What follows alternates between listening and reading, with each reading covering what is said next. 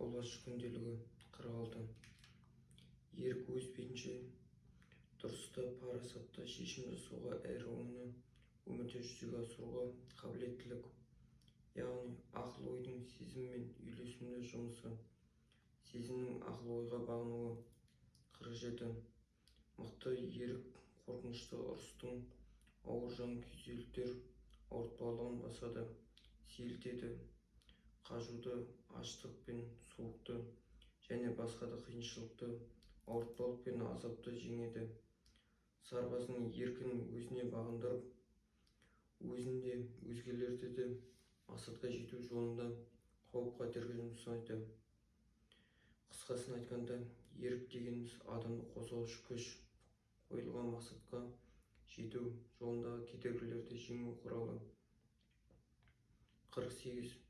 Ерлік жаужүректік ұрыс даласында берілген тапсырманы орындау мақсатына өзің қатаң түрде атқаратын қызметіне, әскери атақ шеніне, жағдайға сәйкес алып жүре білу қабілеттілігі.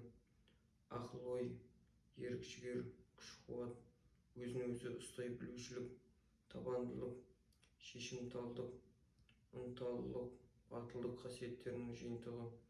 Ерлік жаужүректік деген ұғымды береді. 49. Қорқақтық ерік-жігердің және өзін-өзі ұстай білудің жоқтығы. Соның салдарынан әскери парызды жеке басының абыройын тәрк етіп, өзін-өзі сақтау инстинктінің жағымсыз жағының көрініс табуы. 50.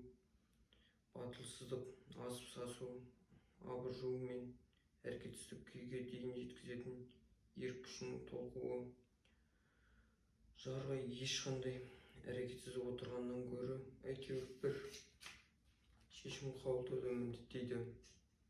Кінә жауды жоюға ұмтылып, мақсатына жете алмаған адамға емес, жауапкершіліктен қорқып, тайсақтап, іс-әрекетсіз қол қусырып отырып қалған. Қажет сәтте жеңіске жету үшін барлық күш-қуат пен қаруды қолдана алмаған жанға артылады. Қолбасшы күнделігі